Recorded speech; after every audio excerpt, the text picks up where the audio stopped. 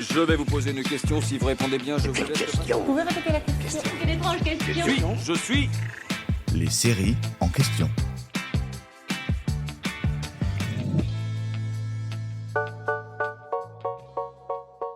Dans Mademoiselle Holmes, Lola Devers incarne l'arrière-petite-fille de l'illustre détective privé.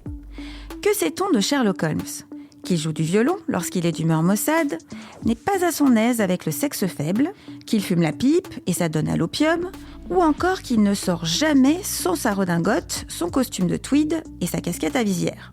Mais surtout, Sherlock Holmes est réputé pour ses dons d'observation uniques. Aucun détail ne lui échappe. Il est capable de deviner l'identité, l'âge ou la situation d'un patient simplement en l'observant. Un peu trop beau pour être vrai ? Effectivement, car Sherlock Holmes n'a jamais existé.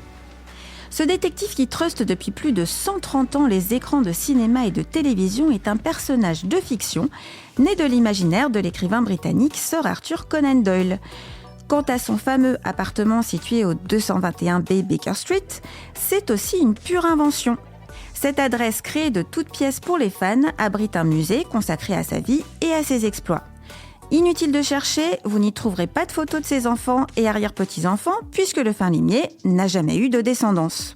Pour autant, derrière le héros de plume se cache une véritable inspiration.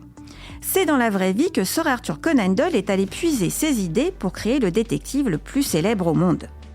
Sherlock Holmes a pour modèle le professeur Joseph Bell, aux côtés duquel le jeune Arthur Conan Doyle a étudié la médecine à l'université d'Édimbourg. Il a remarqué chez ce médecin un sens de la déduction si brillant que sans que le patient ait pu dire un mot, il établissait le diagnostic, trouvait sa nationalité et sa profession entièrement par son art de l'observation. Impressionné, Arthur Conan Doyle se dit que ce médecin aurait fait un bon détective. L'idée de Sherlock Holmes était née. Le succès a été tel que le public a cru à son existence. Sherlock Holmes reçoit ainsi des lettres venues du monde entier.